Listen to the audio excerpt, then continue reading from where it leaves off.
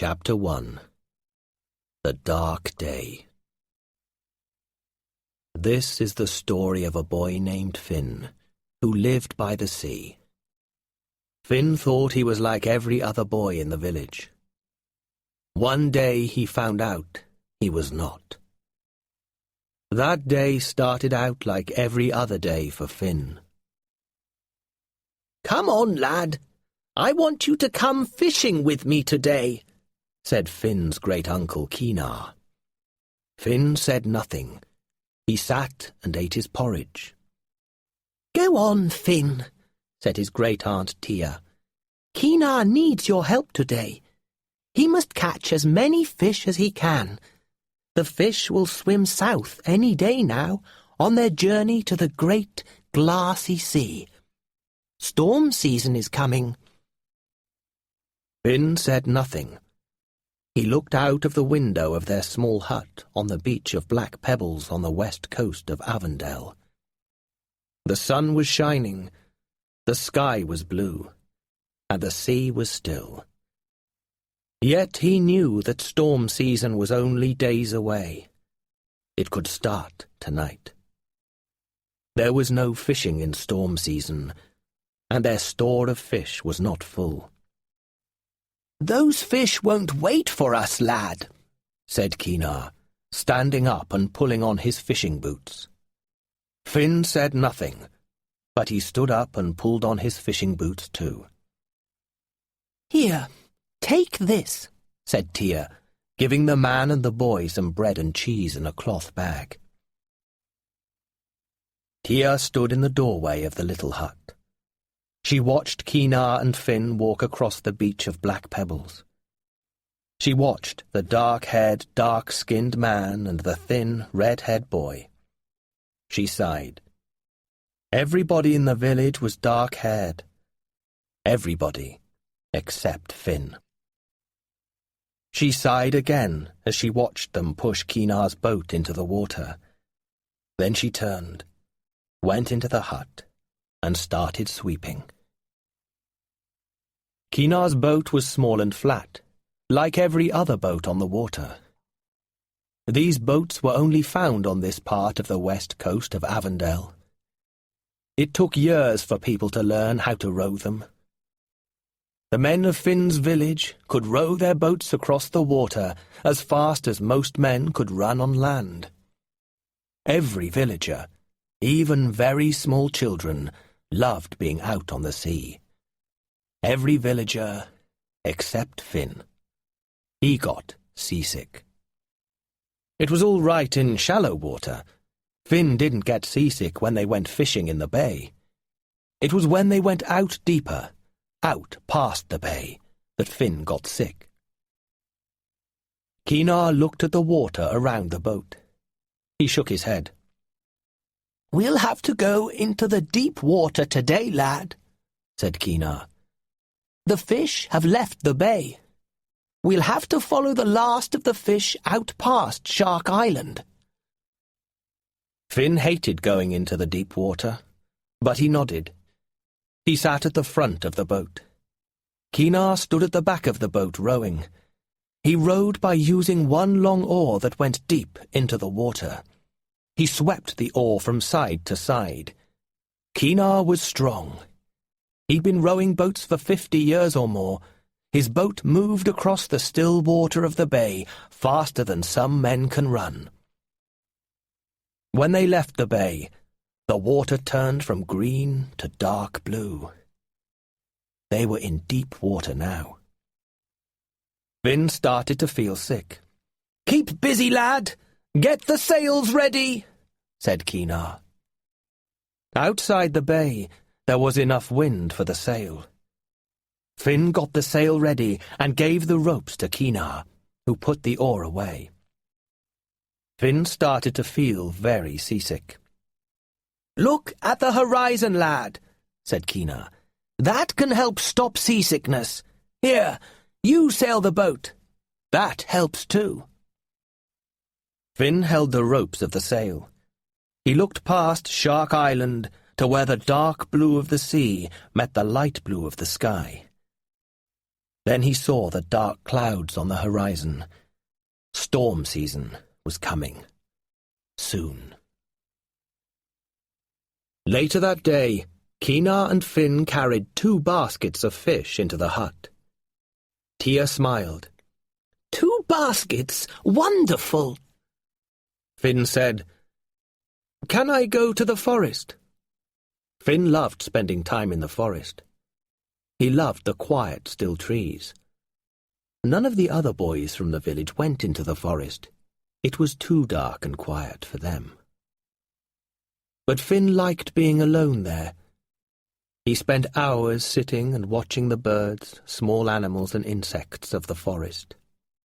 He loved watching them building their nests and collecting their food. Most of all, he loved watching the newborn birds learning to fly. "Yes, Finn, go.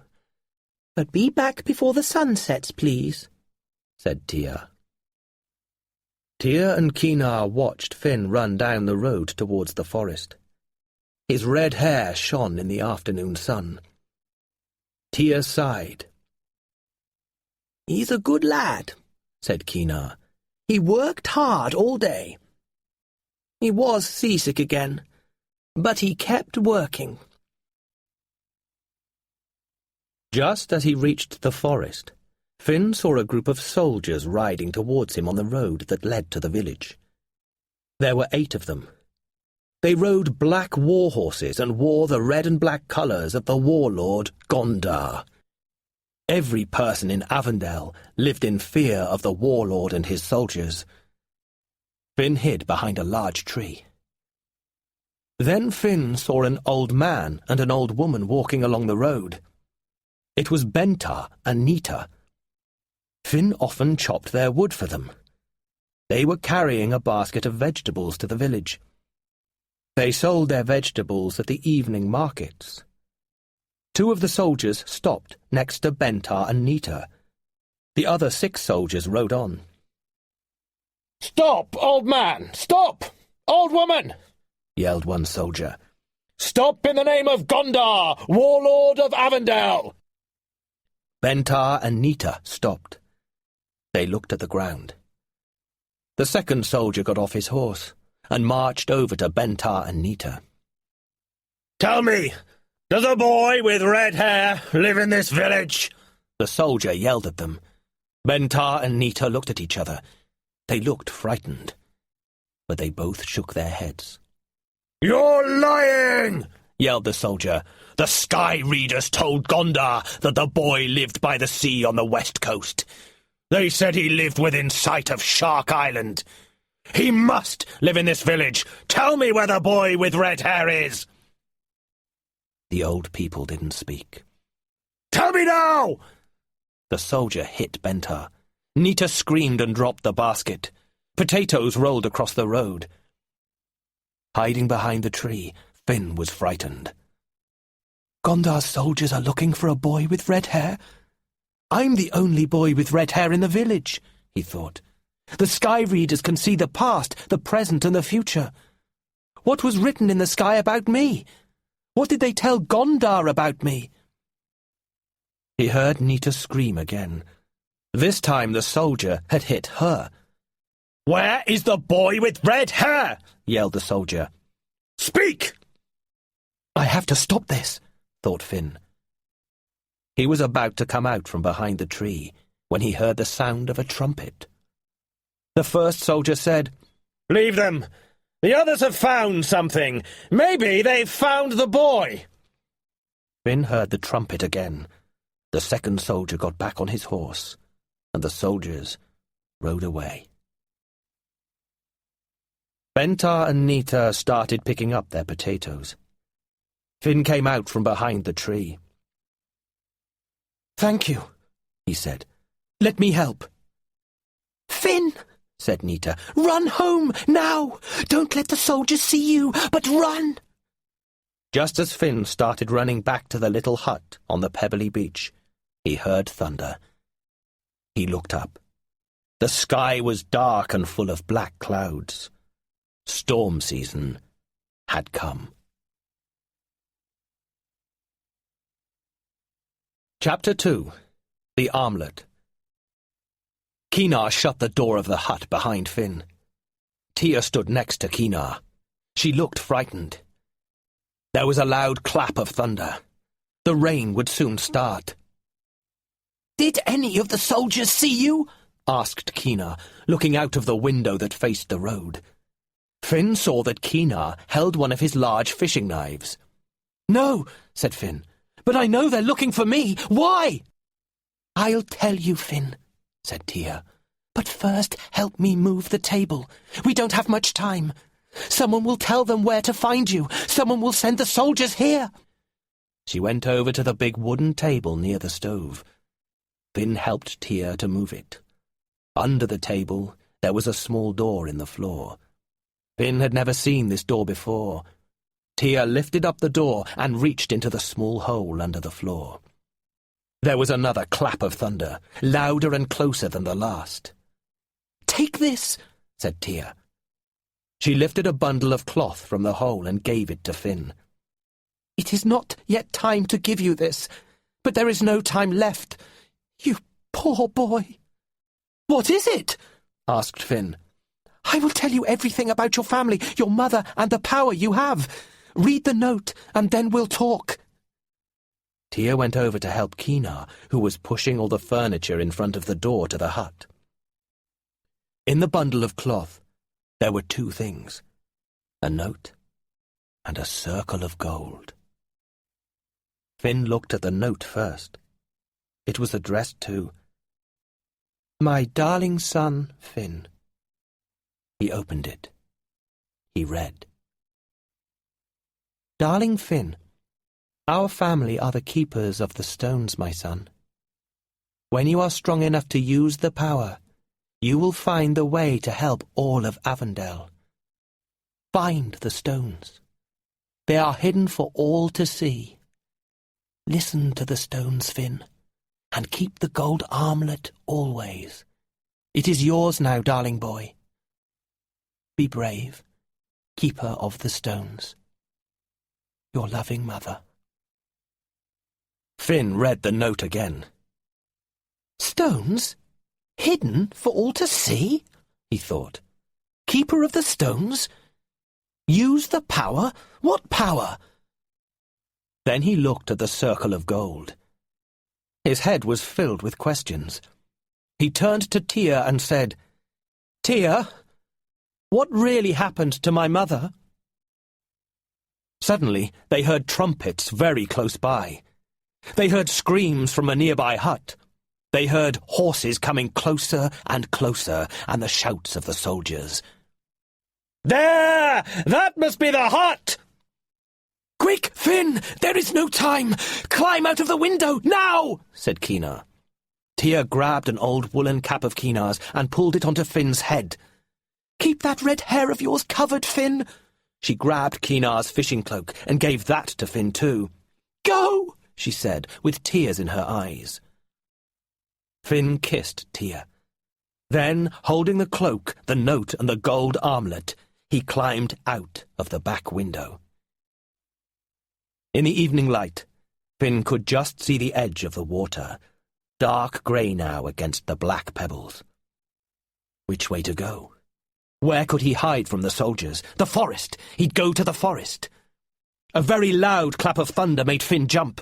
A strong wind started to blow. The storm was very close now.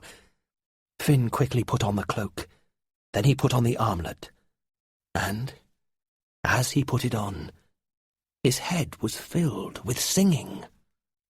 All thought of the forest, of Gondar's soldiers, of danger, left him.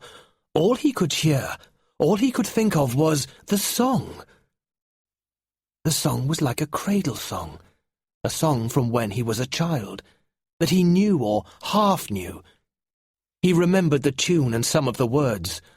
A picture of a beautiful woman with red hair came to him in his mind. In his mind, this woman was singing the song. "I remember this woman singing that song," Finn thought. "It must have been my mother. I wish I could remember her."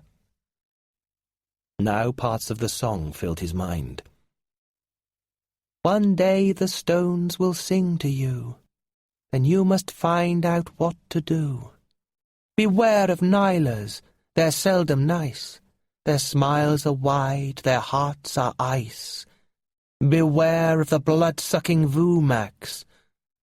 And on that day 3 suns will shine, and stone will live, dear child of mine.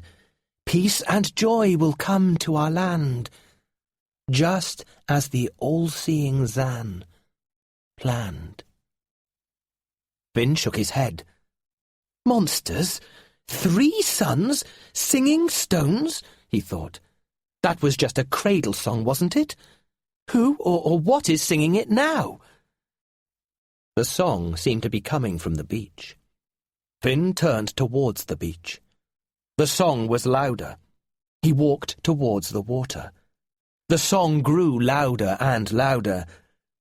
Suddenly, Finn heard other sounds as well as the song. He heard screams and smashing wood. Kina and Tia. He turned back to the hut as he heard another clap of thunder, the loudest yet. This time the sky lit up. Lightning. Soldiers came running around the side of the hut. There's the boy on the beach! After him! Finn turned and ran along the pebbly beach, with the song filling his head again. He couldn't think, he just ran, with the soldiers getting closer and closer. He ran with the song getting louder and louder.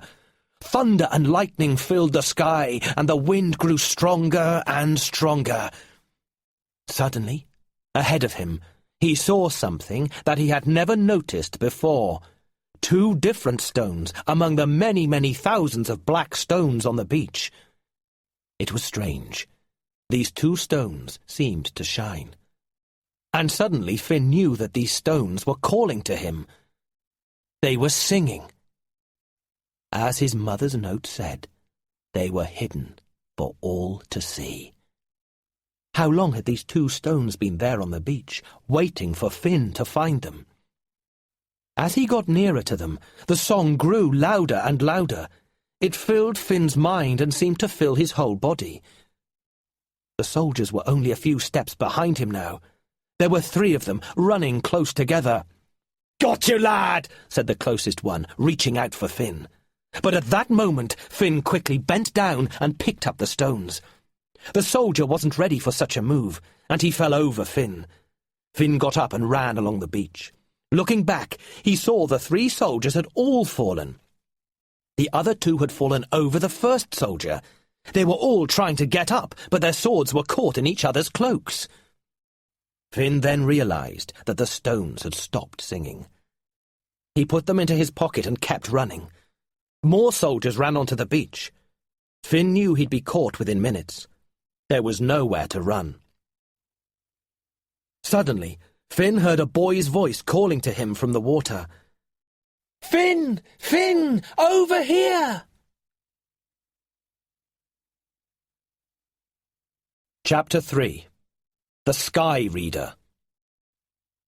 In the shallow water, in the last of the evening's light, Finn saw a boy, a stranger. He was holding one of the fishing boats. "Quick, Finn!" the boy called. 2 soldiers were very close to Finn. He had no time to think.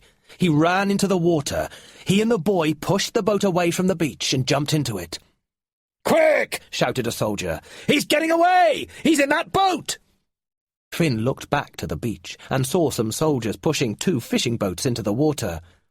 "So, how do we make this thing go?" asked the boy. "Do we use this?" he asked, holding the oar. "No.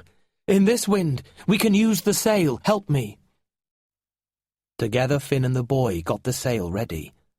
Holding a rope, Finn was able to sail the boat away from the beach and away from the soldiers.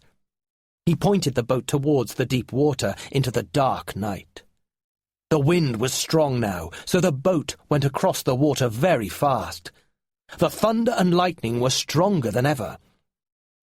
"Look!" said the boy, pointing back towards the beach. Finn looked back, and in a flash of lightning he saw 2 soldiers in the water holding onto one of the boats. 2 other soldiers were trying to row the boat they were in. Finn could see they were pushing when they should be pulling. In the next flash of lightning, Finn saw they'd fallen into the water too. Other soldiers were standing in the shallow water, shouting and yelling at the soldiers in the water. Finn and the boy laughed. "They'll never catch us now," said Finn. "These boats are hard to sail, even in good weather." "But you know how to, don't you?" asked the boy. Finn nodded. They sat in silence as Finn sailed the boat out of the bay. "There's one problem," Finn said after a little while. "Only one problem? That's not bad," said the boy. "At night, I need the stars to sail by. I need the stars to show me the way." Both boys looked up into the sky. It was black now, but there were no stars. "Oh," said the boy. "Well, I know one way we can't go. Back that way," he said, pointing back at the beach. When they were past Shark Island, Finn asked, "Who are you, anyway? And how do you know my name?" In the light of the next flash of lightning, Finn took a good look at the boy. He was about Finn's age, and he had a thin face. His hair and skin were white, but his eyes were large and black. They were as black as the stones in Finn's pocket. Finn put his hand on his pocket. "Are the stones safe?" asked the boy. "I want to help you, keeper of the stones." Finn took his hand away from his pocket. "Who are you?" asked Finn again. "And how do you know about the stones? How can I trust you?" "Because I'm a sky reader," said the boy. "Oh," said Finn. Of course the boy was a sky reader. All sky readers had white hair and black eyes. Finn had never met one before. But Finn knew he could trust the boy because sky readers cannot lie. They can only speak the truth. "What's your name?" he asked the young sky reader. "Lorca." After that it was impossible to talk. The storm suddenly grew stronger, and the claps of thunder were almost non-stop. The sea was wild, and Finn was worried that they'd be thrown into the water. The wind was so strong that the ropes were almost pulled out of Finn's hands. It was like holding onto a wild horse. "Help me, Lorca! You hold this rope, and I'll hold this one." The boys sailed on through the storm, and through the dark night.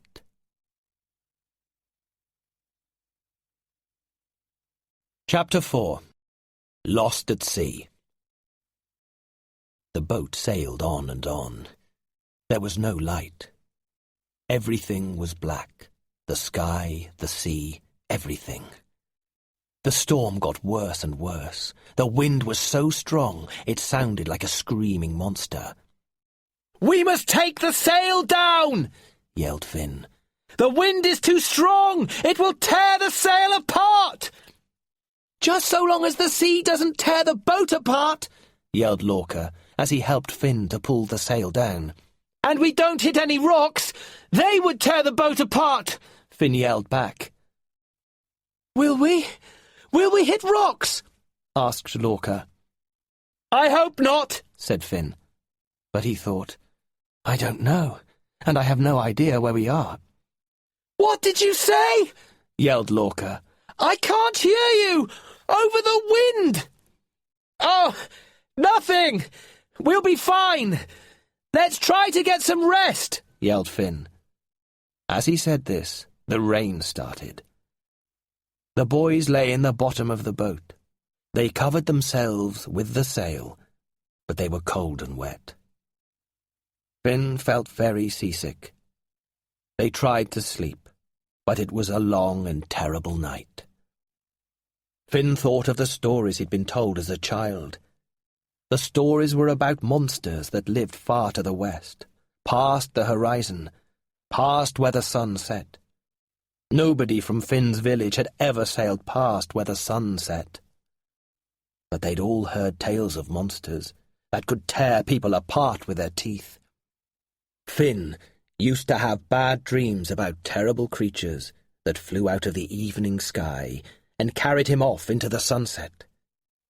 He hoped they weren't being carried towards such creatures now.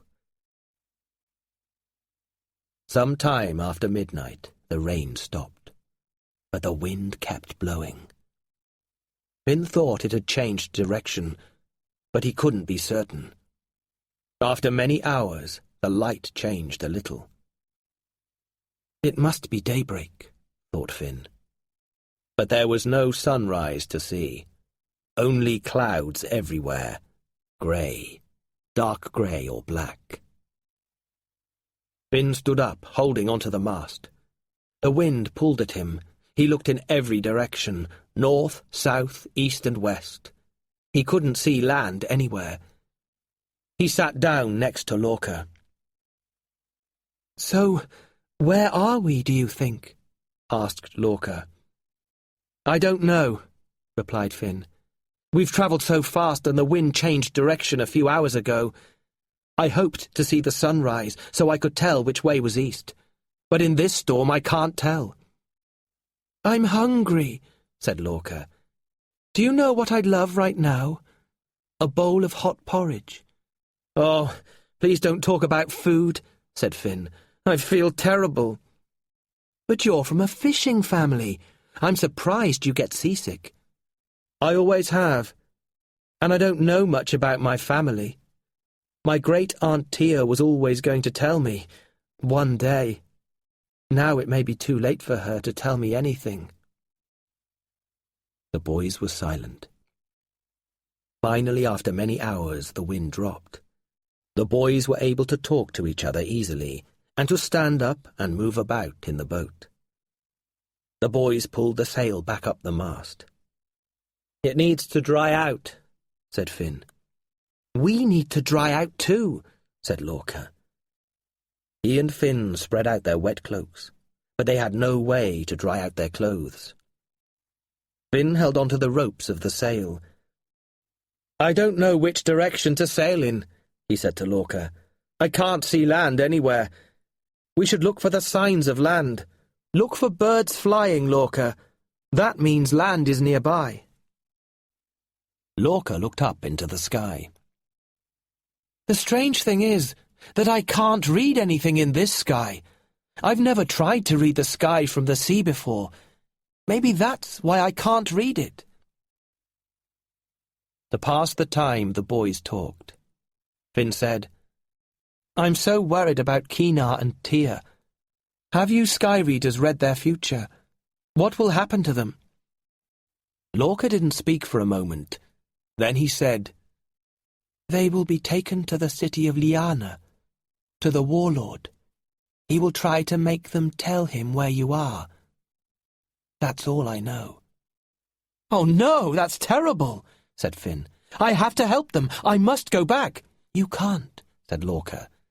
"Even if you knew the way back, Gondar's soldiers would be waiting for you." Finn sat in silence. Then he asked Lorca, And what about me? What have you read about my future?" "That's the problem, Finn," said Lorca. "It's why I've been watching you." "You've been watching me?" "Yes, for some days now, ever since Gondar heard about the stones." Finn knew that sky readers read the sky for anybody who paid them, good or bad. Lorca went on. "I want to help you. It is written that the Keeper of the Stones has the power to turn Gondar into stone. And it is written that the Keeper of the Stones must use singing stones to do this. And it is written that you, Finn, are the Keeper of the Stones." "But I don't know anything about the stones, and I don't have any power," Lorca said. "The sky doesn't lie, Finn, nor do I." Lorca looked at Finn, then said, "Maybe I should explain why I want to help you. I hate the warlord. I hate the way our country is filled with sadness and fear. But most of all, I hate Gondar because he killed my grandfather. So if you can turn Gondar into stone, I want to help you." "So what do we do now?" said Finn, putting his hand into his pocket and touching the stones. "I don't know. Maybe the stones will tell us." "Are the stones singing now?" said Lorca. "No," said Finn. "I'm hungry and thirsty," said Lorca. "We can drink the rainwater," said Finn. There was rainwater in the bucket that was used to hold the fish. "But there is no food, I'm sorry." The boys tried to catch little fish that swam past the boat. They saw sea snakes and green turtles too. All the sea creatures were swimming in the same direction as the boat was being carried by the sea. "I know which direction we're going in," said Finn. "Why didn't I think of it? All these fish are swimming south. South to the great glassy sea." "Is that good?" asked Lorca. "Well, it's good that we're not going west. I've heard of monsters in the west that eat people in one bite," said Lorca. They sailed on and on, under the grey sky that slowly turned to black as evening came. That night, a second, bigger storm started. The boat was tossed on huge waves. The wind screamed and roared. It changed directions several times and carried the boat for miles. Both boys held onto the mast and to each other. Again and again, waves crashed over the side of the boat. Water started filling the boat. Rain poured down. Thunder and lightning filled the sky. "Look, there!" yelled Lorca. "Are they birds? Maybe we're near land." In a flash of lightning, Finn saw dark shapes in the sky, bigger than any birds he'd ever seen. He thought again of the terrible monsters that flew out of the evening sky. Then the sky was filled by a huge wave that grabbed Finn and tossed him into the sea. "Lorca!" he called. He heard Lorca calling back. "Finn! Finn! This way!" Finn tried to swim towards the boat, but the waves tossed him the way a cat tosses a mouse. Finn felt himself going under the water. He held his breath and swam back up into the air. He took a deep breath, but soon went under the water again. He was getting weaker and weaker. He swam up for air just as a wave crashed over him. He went under for a third time. "I'm going to drown," he thought. He felt hands grabbing at him, pulling him up and out of the water. "I'm flying," he thought. "The monsters have come, or have I drowned? Is this death?" Chapter 5. The Nylars. Finn woke up. It was a warm, sunny morning. The storm had passed. He was lying under a tree on a sandy beach. "I'm not dead," he thought. It was such a pleasure to lie, warm and dry, on the soft sand. Then he thought of Lorca. Finn stood up. "Lorca! Lorca!" he yelled. The beach was empty. "Who's Lorca?" said a voice from the tree. Finn looked up. In the tree were 3 strange creatures. They looked like short, fat monkeys with wings. One was black, one was brown, and one was red. They stared down at Finn. "You're not going to eat me, are you?" Finn asked, backing away from the creatures. He thought, "Is this a dream? Am I dead? Where am I?" "Eat you? Hee-hee!" laughed the red one, showing small sharp teeth in his wide smile. "Yuck!" said the brown one. Then it grabbed a berry from the tree and ate it. The third creature, the black one, stared at Finn.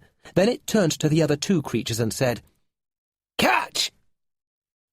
It threw something across to the red creature, who threw it back. The brown creature tried to catch it as the other 2 tossed it between themselves. Finn looked carefully at what they were tossing. It was the armlet. He felt his arm. The armlet was gone. He reached into his pocket. The stones were gone too. Finn yelled, "That's mine! Give it back!" He reached up and tried to grab the armlet from the red creature, but it held the armlet out of Finn's reach. "Hee-hee!" it laughed. The brown creature ate another berry, then looked down at Finn and said, "It's ours now. It's the price you pay for being saved by Nylars." Nylars? Finn remembered a part of the cradle song. "Creatures and monsters are everywhere, so please, my child, always take care. Creatures of every shape and size. To get past them all, you must be wise. Beware of Nylars, they're seldom nice. Their smiles are wide, their hearts are ice. They're like pirates seeking treasure. Treasure is their only pleasure." Nylars. So the song was true. And they had the armlet. The Nylar with the armlet bit it gently. Pretty. We'll keep it. We like pretty treasure." The brown Nylar picked up something that was sitting on the branch. It was one of the stones. The Nylar bit it. "Yuck! Not gold, not silver, and not pretty." The Nylar picked up the other stone and looked down at Finn. "Why do you carry these in your pocket? Are they treasure?" Finn thought quickly, then said, "They're from the beach where I come from. They remind me of home." As he thought of the pebbly beach, Finn was reminded of Lorca. "Lorca! Lorca!" Finn yelled. He ran along the beach. Did Lorca drown in the storm? He thought. "Lorca!" Finn yelled again and again. The Nylars followed him, flying above him, carrying the armlet and the stones. Finn ran all the way to the far end of the long, sandy beach. A large headland covered in trees stopped him from going further. There was no sign of his friend or of the boat. Finn stood and looked out to sea. There were no waves. The sea was flat. Finn couldn't see anything on the water. The horizon was an unbroken line. He sat on the sand and sighed. The Nylars flew in circles above him, going higher and higher in the warm air. Finn didn't know what to do. He didn't know where he was. He didn't know how to get the stones or the armlet back from the Nylars. And if he did get the stones back, he wouldn't know what to do with them. "Gondar doesn't have to worry about me," he thought. "I'm not going to defeat him." He reached into his pocket and took out the note from his mother. To his surprise, he could still read it. It was wet, but the writing was as easy to read as when Finn first read it. He read it again. The last part made him feel terrible. "And keep the gold armlet always. It is yours now, darling boy. Be brave, keeper of the stones." Brave? He wasn't brave, and he wasn't wearing the armlet. He felt tired, hungry, and very, very sad. He closed his eyes. He felt defeated before he'd really begun. "Hey, boy! Boy!" called one of the Nylars. Finn didn't open his eyes. He didn't want to see them playing catch with the armlet again. "Boy!" the Nylar called again. "This Lorca you are looking for, does he have white hair?" Finn opened his eyes. "And is he in a wooden boat, perhaps?" called another Nylar, flying high in the sky above Finn. "Yes! Yes!" Finn stood and almost danced in the sand. "Can you see him? Where? Where?" Finn looked out to sea, but it was still empty. "And does he have any treasure, perhaps?" asked the brown Nylar. Finn thought quickly and said, "Yes, I'm sure he has treasure." Without another word, the Nylars flew over the headland and down towards the water. Finn couldn't see them any more. Soon they all appeared again, around the headland, flying close to the water. They were pulling on ropes, and behind them, at the other end of the ropes, was the boat. and in the boat, asleep, lay Lorca. Chapter 6. Lorca's Reading.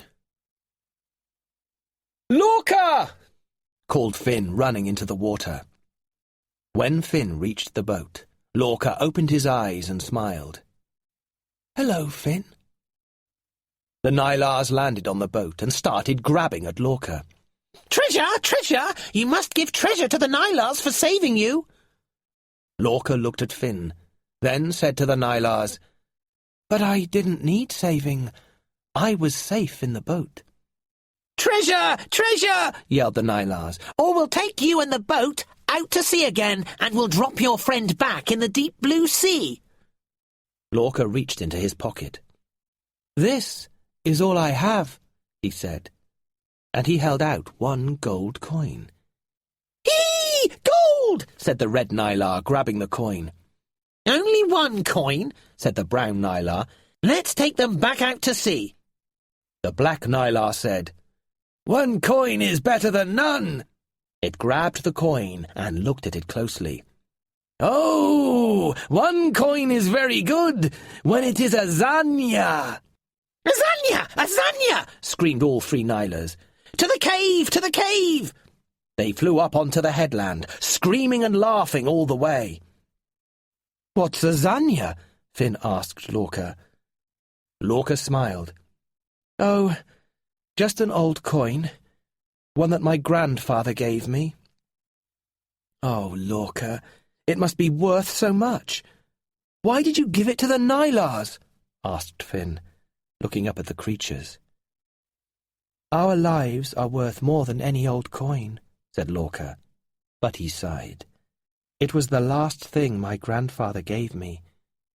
He used to call it his lucky coin. I sometimes think that if he'd kept it, Gondar may not have killed him." Both boys were silent. Then Finn said, "The armlet was left to me by my mother, and I meant to look after the singing stones. The Nylars have everything, the Zanya, the armlet, and the stones. We have to get them back." "How?" asked Lorca. "We'd never be able to climb up there and grab everything back from the Nylars," he said, pointing up at the top of the headland. "They must keep all their treasure in a cave up there." Finn and Lorca thought hard. "I know," said Finn. "You're a sky reader. You could pretend to read their future. Tell them that they have to give us back our treasure or they'll all die." Lorca looked at Finn.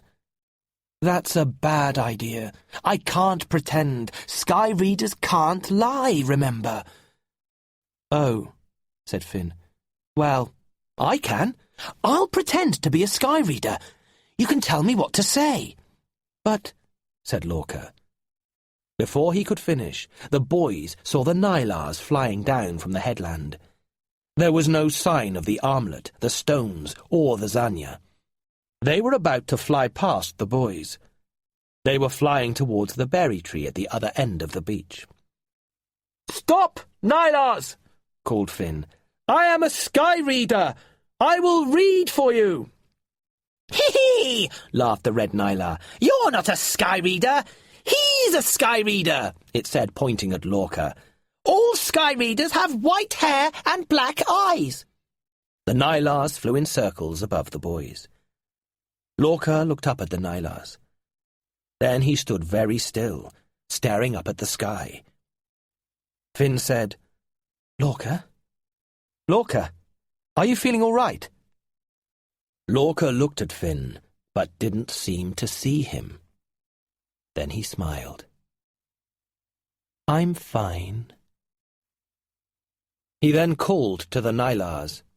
"Yes, I am a sky reader, and I will read the sky for you all." "How much will it cost?" said the red Nylar. "Nothing. I will give you a free reading," said Lorca. "Free, free!" screamed the Nylars. "But I cannot read on an empty stomach.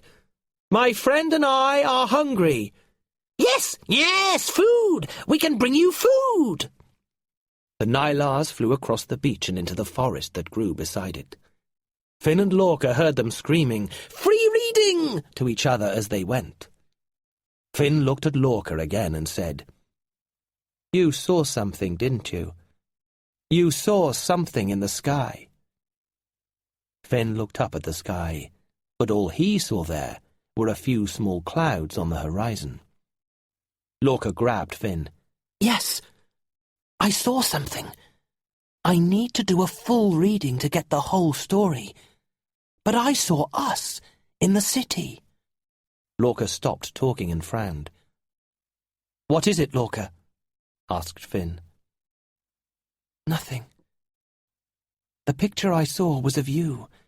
You were smiling, and a lot of people were cheering.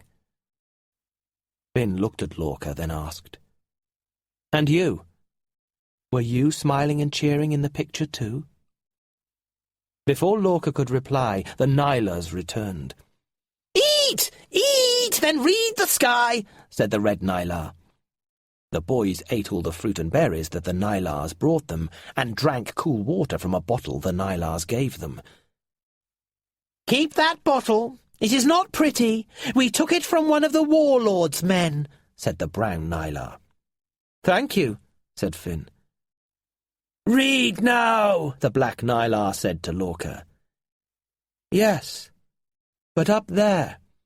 I need to be high, as close to the sky as I can be, for a good reading."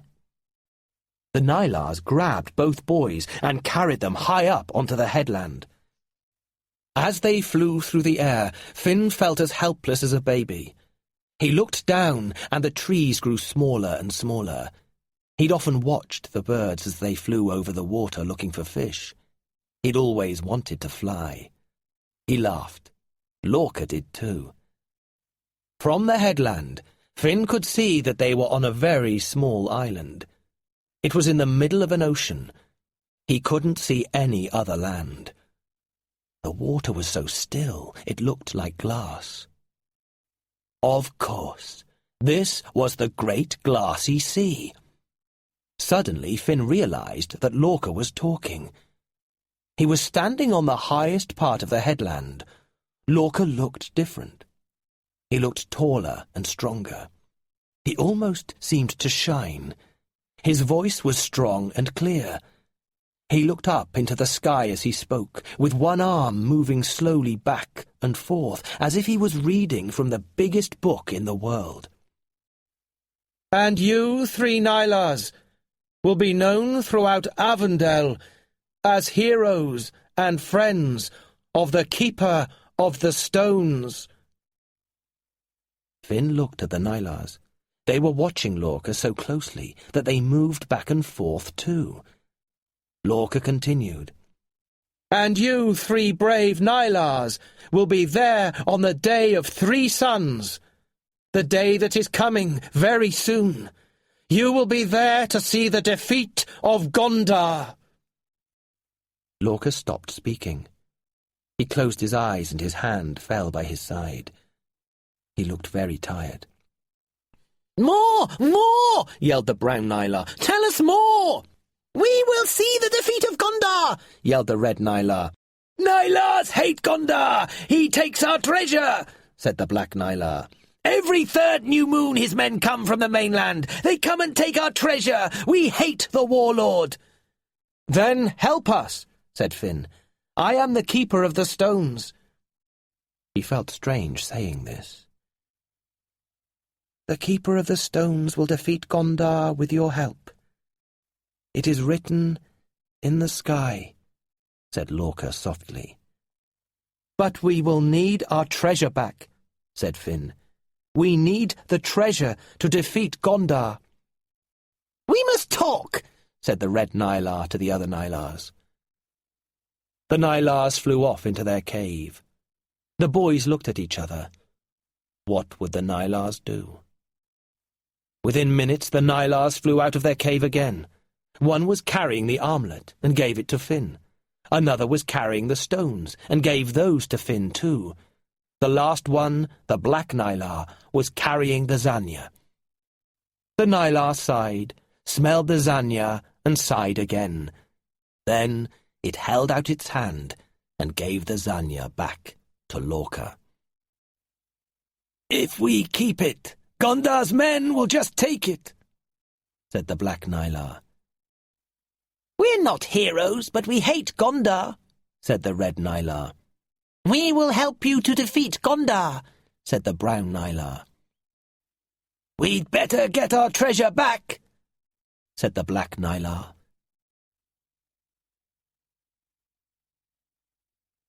Chapter 7. The Song of the Stones.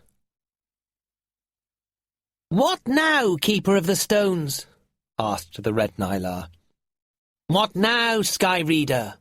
asked the brown Nylar. "What now? What now?" said the black Nylar. The three Nylars flew in circles above the boys as they stood on the headland. Finn said softly to Lorca, "What now? I have no idea. Did you read anything else in the sky?" "No," Lorca quietly replied. "Are the stones singing now?" "No," said Finn. "Come on, let's go," said the Nylars. Finn looked at Lorca. "What shall we do?" "I don't know," said Lorca. Finn felt something get warm in one of his hands. He looked down. The armlet was glowing. "Look," he said to Lorca. "Look at what?" said Lorca. "The armlet, it's glowing. See how it shines." "It looks the same to me," said Lorca. Finn saw some writing inside the armlet. "Can't you see the writing inside it?" he asked Lorca. "No." Finn read the words that glowed inside the armlet. "Circle the stones." "Circle the stones?" Finn thought. "What does that mean?" Then he had an idea. He held the stones so that they were inside the armlet. They started singing. "They're singing! They're singing!" he yelled. The Nylars landed beside Finn. They watched him and the stones. "I can't hear anything," said the red Nylar. "Neither can I," said the brown Nylar. "I hear nothing," said the black Nylar. "Shh," said Finn. This is what Finn heard the stones sing. "We stones are the lost eyes of Azan. Seek the stone Zan with the stone man and the stone woman in the square in Liana. You'll find them there. Son of a daughter of a son of a daughter of a son, one day you'll crown the ancient god. The Zan will tread where Gondar trod. And on that day 3 suns will shine, and stone will live, dear child of mine. Peace and joy will come to our land, just as the all-seeing Zan planned." The stones stopped singing, but their song filled Finn's head. Again he thought of the cradle song and the beautiful red-haired woman. He stood on the headland and sang the words to Lorca, to the Nylars, to the world. Finn was the keeper of the stones. Finn pulled the armlet up onto his arm. He carefully put the stones into his pocket. "So," he said to the Nylars and to Lorca, "we need to get to Liana. We need to find a statue of Azan in a town square in the city." "I've been to Liana," said Lorca. "There are a lot of squares in the city. I've never seen a statue like the one in the song." "We'll find it. We must," said Finn. He looked at the Nylars. "Do you know the way to Liana?" The Nylars nodded. "But it is a long way from here, and it will be a very difficult journey for you," said the red Nylar. The brown Nylar said, "Yes, for you boys. You cannot fly." "And it's too far for us to carry you. We could fly there, find the statue and put the stones in it," said the black Nylar. Finn replied, "But I must be the one. I am the keeper of the stones." Lorca said, "And I saw in the sky that you Nylars would be helping Finn, remember?" "Yes, yes, yes," said the Red Nylar. "All 5 of us will go together," said Finn. "First, we will pull your boat across the great glassy sea to the mainland," said the Red Nylar. "It will take 2 or 3 hours." "Great! Let's go! The sooner we start, the sooner we'll get to Liana," said Finn. "Or the sooner we die trying," said Lorca, as the Nylars carried him and Finn back down to the beach. "But you saw us in Liana," said Finn, as he got into the boat next to Lorca. "When you read the sky, you saw us there." "But that was only one future," said Lorca. "What?" said Finn. "That was the future, as it was written then. But when we change things in the present, then the future changes too. It's like, when you go on a journey, you have to choose which road to take.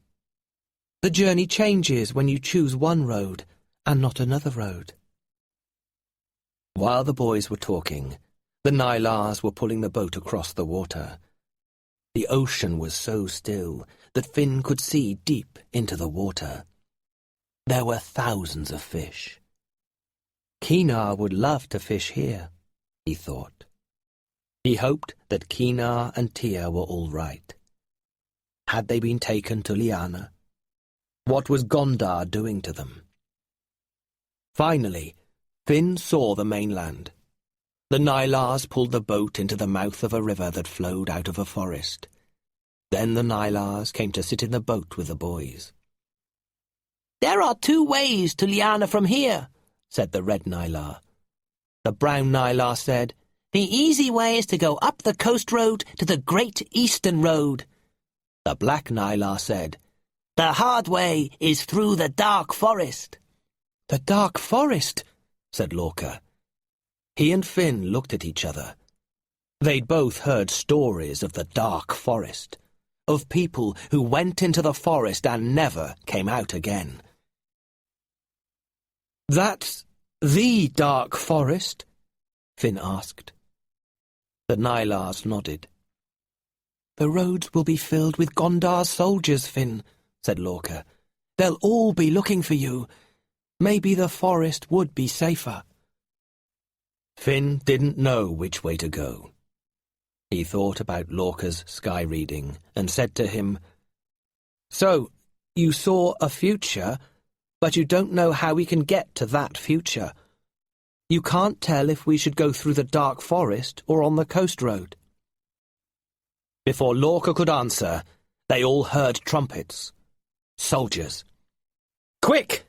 Let's get this boat under the bridge," said Finn.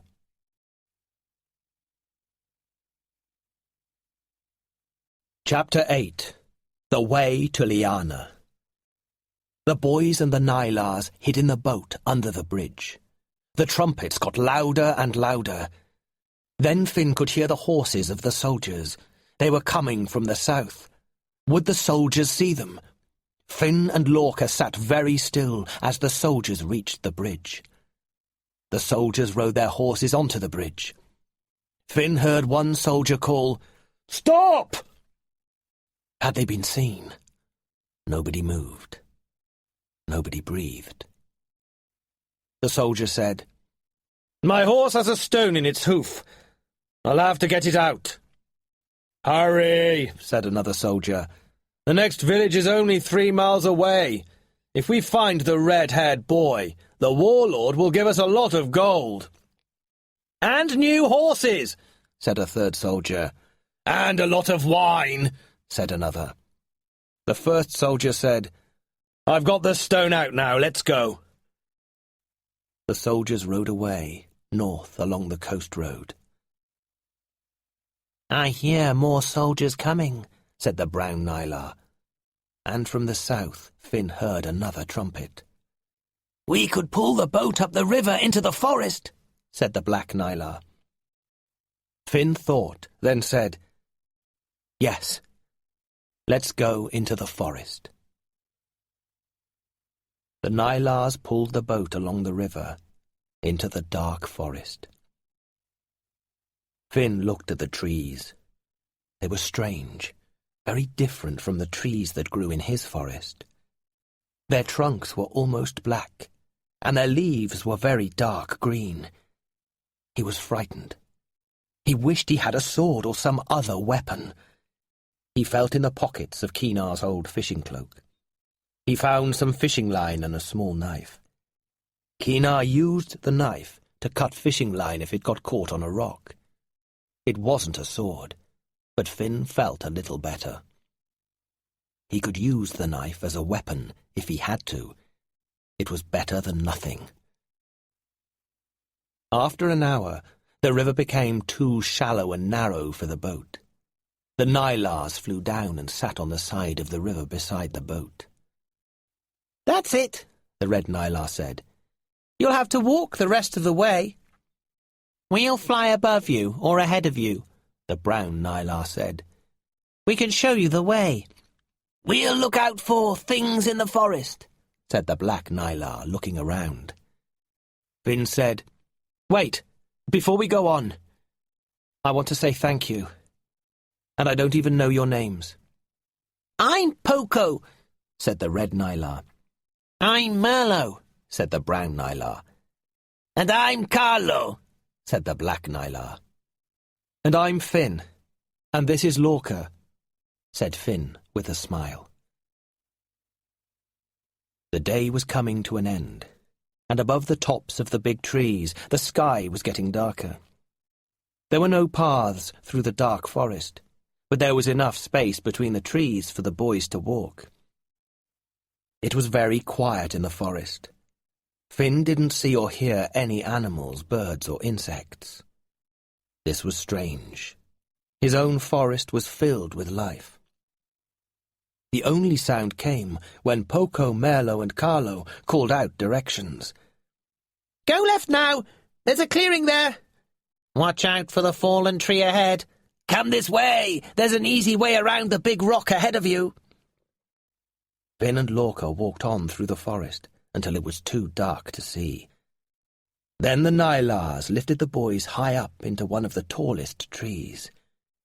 It was covered in dark brown nuts. Finn had never seen nuts like these before. Poko said, "These branches are big and wide. You can sleep here." Merlo said, "It's safe up here from things." "And you can eat the nuts of this tree," said Carlo. The Nylars started eating. "Come on, eat," said Poko. "They're good." The strange nuts were difficult to open, but when Finn did open some, he liked them. They tasted like roast lamb. Finn found it difficult to sleep that night. He was cold and he didn't like being so far from the ground. And he didn't like thinking about why some people went into the dark forest and didn't come out again. The next morning, he found out. Carlo was flying ahead of the other Nylars and the boys when they heard him scream. Finn and Lorca ran. They came to a clearing and looked up. Carlo seemed to be stuck in mid-air. Then Finn saw that Carlo was being held by thin vines. The vines came from a large tree beside the clearing. This tree was different from the other trees. Its trunk was grey and the tree had no leaves. Instead, it had vines that moved like snakes. "What is it?" said Finn, who'd never seen anything like it. "A snake tree," said Merlo. He flew near Carlo, but was careful not to get too close. Carlo was trying to get free of the vines, but his wings were held by his side. Merlo and Poko started trying to pull Carlo free from the vines. They had to keep clear of the vines that tried to grab them. They were trying to pull him up and away from the tree, but the tree was too strong for them. Finn looked carefully at the tree. Each vine was about as long as 2 people. The vines came from the ends of branches high up on the snake tree. Those branches looked like the branches of most trees. But where the branches grew from the tree trunk, There were mouths that opened and closed, mouths with sharp teeth. The tree was like a kind of monster, and it was trying to pull Carlo towards one of its mouths. Suddenly, Finn had an idea. He called out, "Merlo! Poco! Pull Carlo down towards the ground!" "What? Why?" said Lorca. "You'll see, I hope," said Finn, as he quickly started climbing the tree next to the snake tree. Merlo and Poco pulled Carlo towards the ground. When they did this, the vines holding Carlo were pulled tight. The tree pulled in one direction, while Merlo and Poco pulled in the other direction. Finn was sitting high up in the tree, his legs tightly around a branch. He reached out and pulled one vine towards himself. It was sticky. "Ow!" he thought. "My hand is burning." The vine was burning his hand like acid, but he didn't let go. In his other hand, Finn held Kinar's little knife. He cut through the vine. Lorca cheered. There were 3 more vines to cut. Finn cut 1, then 2, and each time his hand hurt more. But as he cut the last vine, he fell.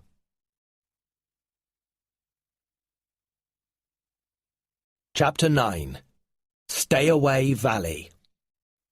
Down, down, down, Finn fell from the tree.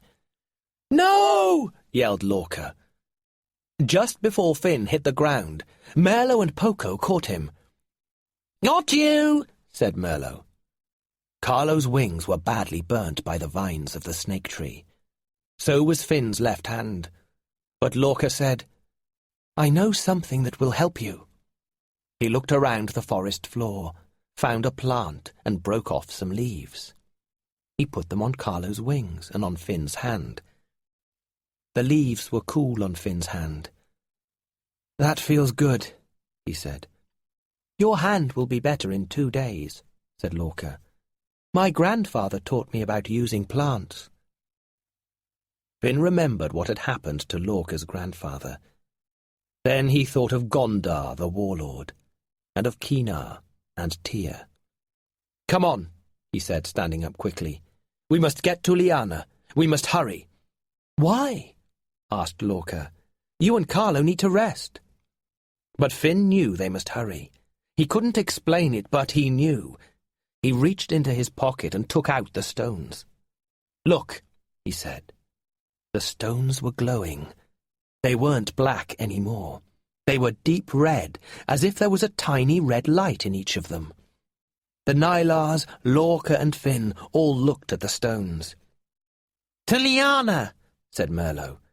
"To Liana," said Poco and Carlo. "To Liana," said Finn and Lorca. The 5 friends travelled quickly through the rest of the dark forest. They saw 4 more snake trees. "We'd heard of snake trees," said Carlo, "but we'd never seen one before. They're horrible." Merlo and Poco were carrying Carlo. They'd used some branches to make a chair for him, and they were carrying it through the air. "I wish I had an air chair like that," Lorca said quietly to Finn. "Remember, Lorca, we Nylars have excellent hearing," said Merlo. "And it would take several Nylars to carry you in an air chair," said Poco. 3 days after they went into the dark forest, the 5 friends came out into a beautiful valley.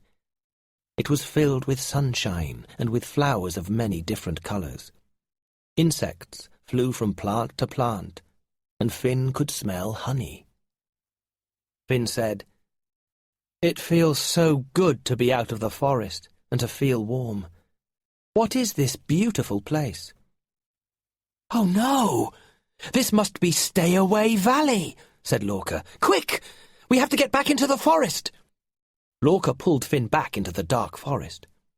"Why?" said Finn. "Stay Away Valley is the most beautiful place I've ever seen. It's paradise." "My grandfather told me about this valley," said Lorca. "The last time we went to Liana together, we took a path that not many people know about. Grandfather was trying to hide from the warlord's men. The path goes along the side of a hill, and from there we looked down into Stay-Away Valley. My grandfather told me that it looks like paradise, but that something in it makes people who come here get sick. They all die before the next full moon. Nobody knows what it is. He made us hurry past the valley, even though we were high above it. Finn felt the armlet glowing. He took it off and read the words inside. "Beware of silver and black." Finn said, Silver and black, what does that mean? Lorca said, I don't know, but I do know we have to get across the valley to get to the city, or we have to go back through the forest and along the coast road. Finn knew they needed to hurry. He said to the Nylars, "Beware of silver and black. Do you know what that means?" Poco said, No, Nylars stay away from this valley too. Finn said, "I'm going to keep going, but if any of you wants to go back, I'll understand." Lorca said, I'm coming with you. The Nylars looked at each other. Carlo said, We'll come. We'll look out for anything silver and black. Maybe it's treasure, said Merlot. There were beautiful red berries on some bushes. I'm so hungry, said Lorca. The 5 friends were all hungry. They're not silver or black, said Finn, and the boys and the Nylars grabbed some berries and started eating.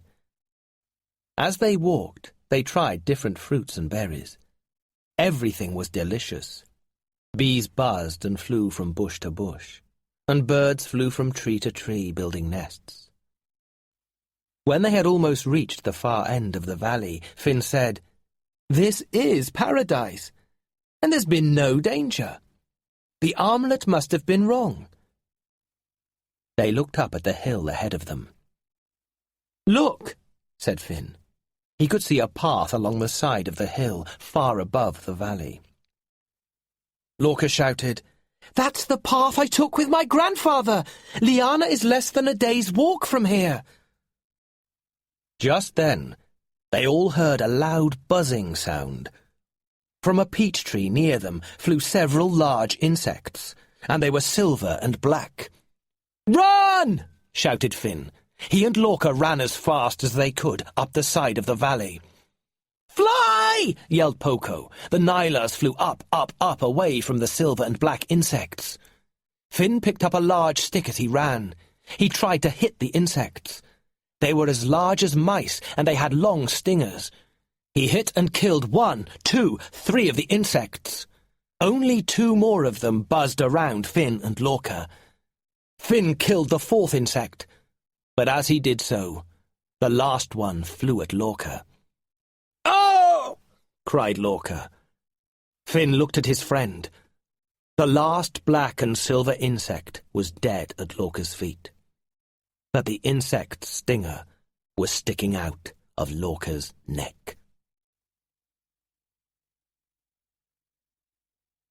Chapter 10. Facing the Vumax. Lorca pulled the stinger out and threw it on the ground. He held his neck tightly. Finn could see red lines on Lorca's neck. The poison from the stinger was already spreading. I'm all right, Lorca said. But both boys remembered what Lorca's grandfather had said about people dying before the new full moon. Finn said, Let's get to Liana. Maybe someone there will know how to help you. Maybe there is a way to stop the effect of the poison before the next full moon. The boys climbed up the hill towards the path, glad to leave Stay-Away Valley behind. The Nylars were waiting for them on the path. We have to choose which way to go, said Finn. If we go south, we will come to the main gates of the city, said Lorca. But I won't be able to go through the main gates, said Finn. There will be soldiers at the gates. They'll be looking for any red-haired boys. Let's go north then, said Lorca. "And maybe we'll find a way into the city without any soldiers," said Finn. Merlot looked at the other Nylars, who nodded. Merlot then said to the boys, "We will tell you a secret. Nylars know a way into the city. We use it when we want to look for treasure there. But you must never tell anybody about this way into the city. Do you promise?" "Yes, yes," said Lorca, and Finn said, "We promise." He took the stones out of his pocket. They were glowing much more brightly now. "We must hurry!" "All right, we trust you," said Carlo. "Our way into the city is on the southeast corner." "We'll fly ahead and clear the rocks from the opening," said Poco. "Good idea," said Finn. "Follow the walls of the city to the southeast corner," said Carlo. "We'll look out for you by sunrise tomorrow." The Nylars flew off with Carlo on his air chair between Poco and Merlot. Finn and Lorca travelled quickly until they came to a wooden bridge across a deep gorge. It was night time now, but a full moon glowed.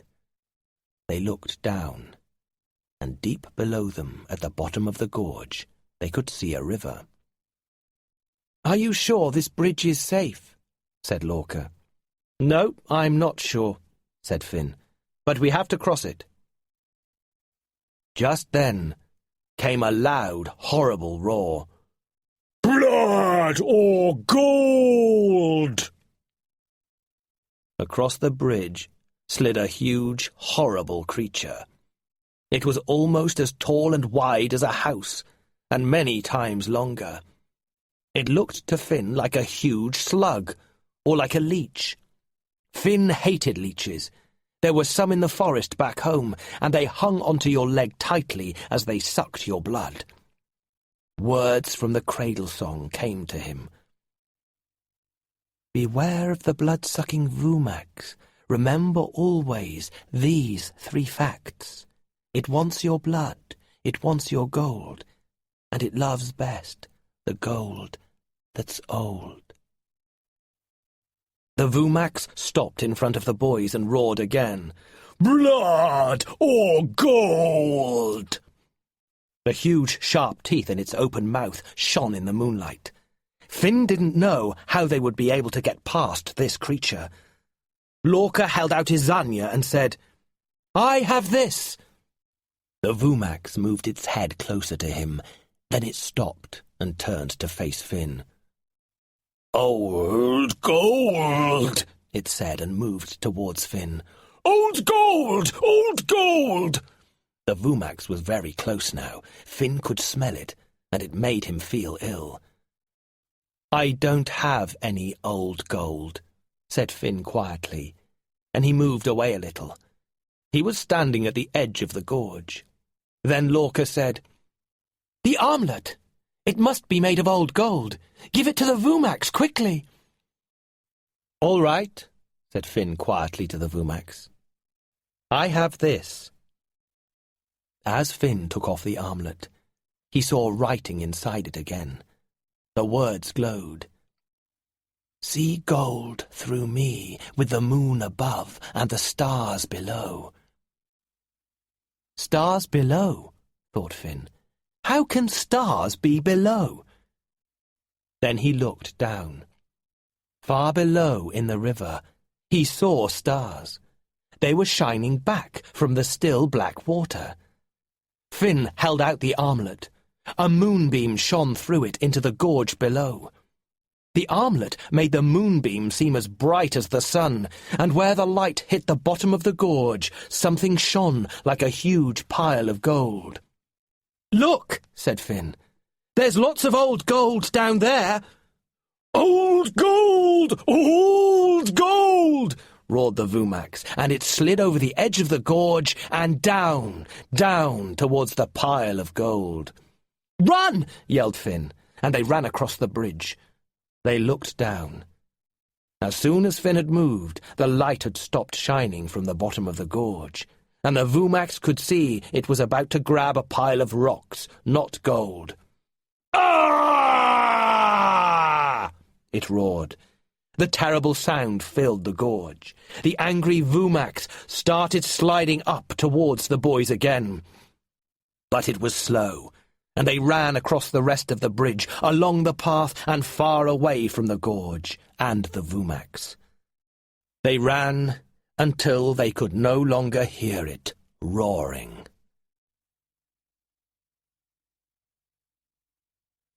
Chapter 11. Into the City. Finn and Lorca met the Nylars just before sunrise. After a few short hours of rest, the 5 friends stood by the thick stone wall of the city of Liana. The wall was 3 or 4 times taller than any man, and the stones were old and grey. Vines grew up the side. But Finn could see that near the top of the wall was a row of sharp metal spikes. "Soldiers walk along the top of the wall day and night," said Poco. "We're not going up there. We're going this way." In front of them was a pile of large rocks. The Nylars led the boys past these rocks and into a hole in the wall. The Nylars went first, then Finn, and then Lorca. The boys had to go on their hands and knees.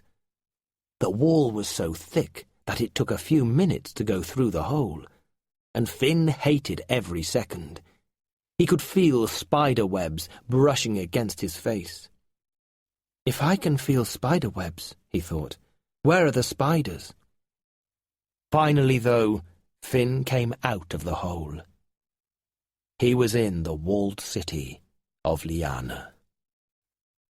Lorca came out just after Finn. He stood up and said, "We're in," and then fell against Finn. "Are you all right?" said Finn. "I can't see very well," Lorca said quietly, "and I feel weak." "Oh, no," said Finn. "It must be the poison working."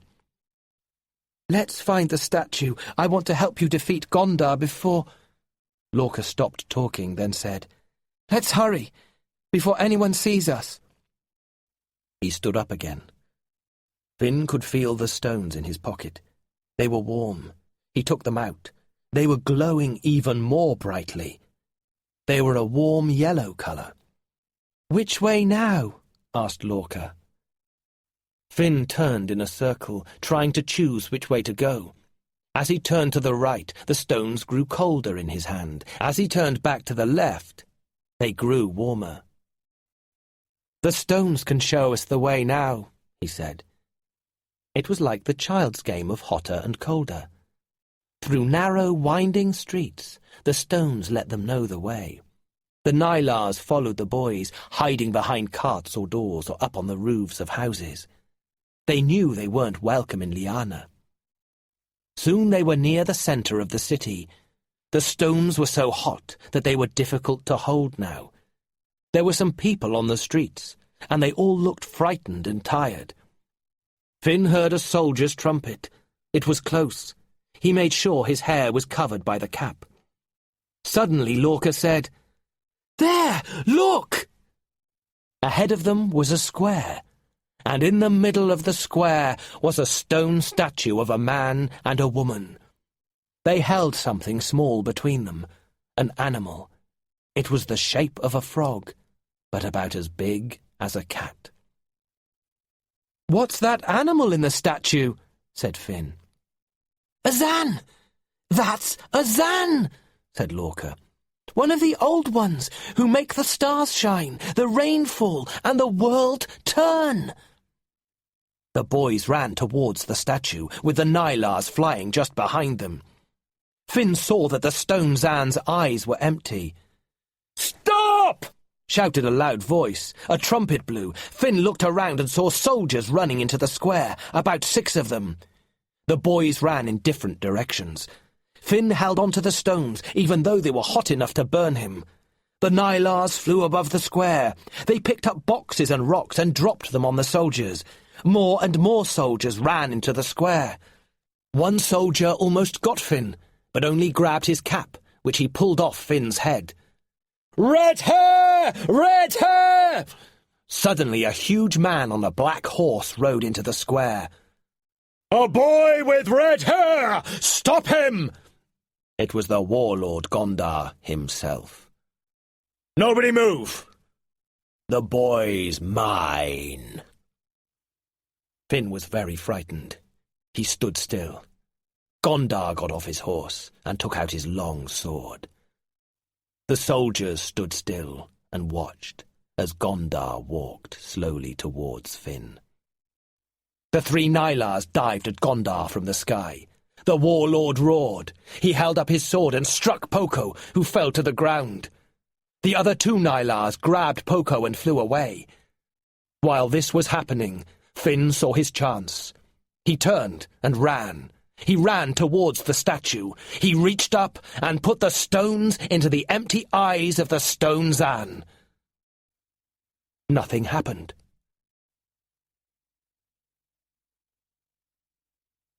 Chapter 12. The Crown.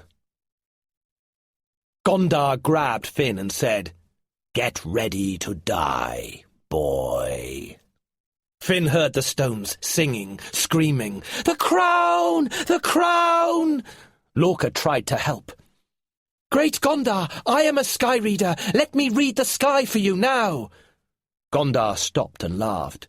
"No need, little sky reader. I can read your future. It is a very short story.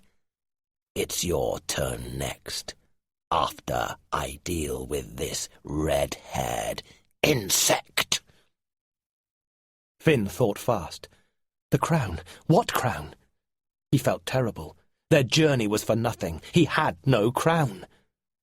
Then he felt something burning into his arm. The armlet! He took it off, and inside it he read, "I am the crown." With a huge effort, Finn pulled himself free from the warlord and ran over to the statue. He reached up and put the armlet on the small head of the stone Zan. And suddenly the singing stones, now the eyes of the Zan, glowed and shone as bright as the sun itself. A day of 3 suns. Gondar roared and marched over to Finn with his sword raised.